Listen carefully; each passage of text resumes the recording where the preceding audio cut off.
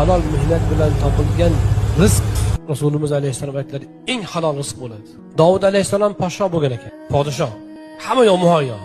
Lekin Allohdan so'rabdiki, Alloh, men qo'l mehnati bilan pul topim. Qo'l mehnati bilan pul topim kelyapti. Shu peshona terim bilan tirikchilik qilay deganda, Alloh u kishiga temirchilik ilmini o'rgatgan ekan.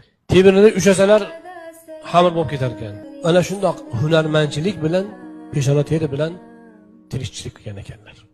Payg'ambarimiz alayhissalom o'shani aytib turib dedilarki, kishining yeyotgan taomini eng haloli mehnat bilan topgan. Yana bir hadisda bashorat qildilar, qarang. Kim halol rizq topish uchun harakat qilib, mehnat qilib, charchab uxlasa, turguncha gunohlarini Alloh kechirib qo'yadi.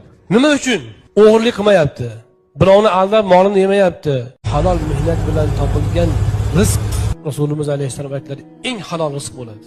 Davud alayhissalom podsho bo'lgan ekan, podshoh. Hamma yoq muhayyo.